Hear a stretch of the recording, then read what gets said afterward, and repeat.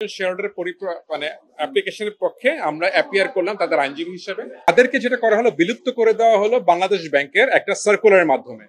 বলে দেওয়া হলো যে এই পার্টিকুলার ব্যাংকটি 5 জন দ্বারা রেগুলেটেড হবে, তার মধ্যে থেকে 3 জন ইন্ডিপেন্ডেন্ট ডাইরেক্টর আর 2 জন হচ্ছে শেয়ার হোল্ডার ডাইরেক্টর।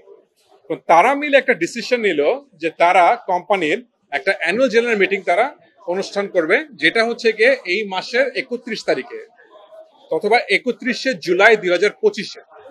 এখন কিছু শেয়ার হোল্ডাররা তারা একটা গ্রিভেন্স রেজ করলো, সেটা হচ্ছে কি এখানে এই পার্টিকুলার অ্যানুয়াল জেনারেল মিটিং এ যতগুলি এজেন্ডা আছে, এই এজেন্ডার মধ্যে একটাতেও বলা নাই যে নতুন বোর্ড কবে নির্ধারণ করা হবে অথবা নতুন ডাইরেক্টর কবে আসবে। এক, দ্বিতীয়ত একটা জিনিস খুব ইন্টারেস্টিং, আমরা একটা জিনিস দেখলাম, যদি আমরা লর ফ্যাক্টর ব্যালেন্সটা দেখি, ইউসিবি ব্যাংকের এখন শেয়ার প্রাইস হচ্ছে 11 টাকার নিচে, ফেস ভ্যালু হচ্ছে 10 টাকা।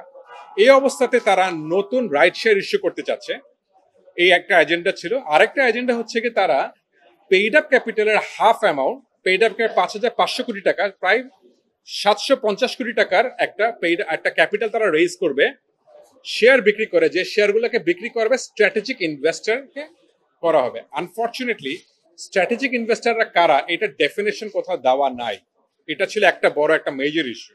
দ্বিতীয়ত হচ্ছে কি এই যে একটা বোর্ডকে যেটা বাংলাদেশ ব্যাংক করে দিল, 5 জনের বোর্ড, একটা অন্তর্বর্তীকালীন বোর্ড, এই বোর্ডের ক্ষমতার ভিতরে লিখে দেওয়া নাই যে তারা অ্যানুয়াল জেনারেল মিটিং হোল্ড করতে পারবে।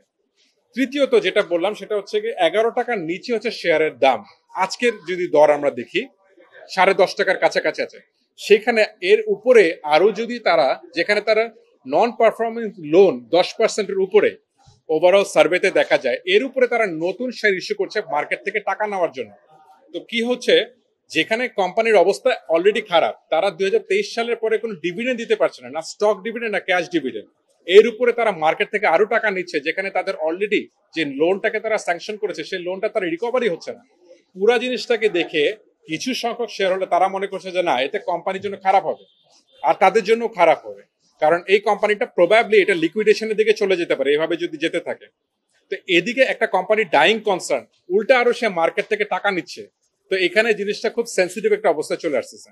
তখন তারা কোর্টের দ্বারস্থ হলেন আমাদের কোম্পানি আইনের সেকশন 233, যেখানে বলতেছে যে যারা মাইনরিটি শেয়ার হোল্ডার তারা কোম্পানি কোর্টের দ্বারস্থ হতে পারে যে কোনো একটা বিষয় নিয়ে কোম্পানি, যেটা তারা মনে করে কোম্পানি তাদের জন্য খারাপ করছে।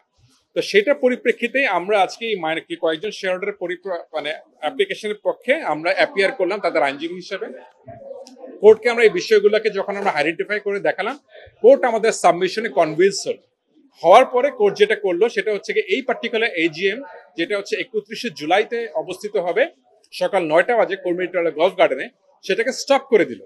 আর আমাদের এই মামলাটাকে অ্যাডমিশন করা হলো।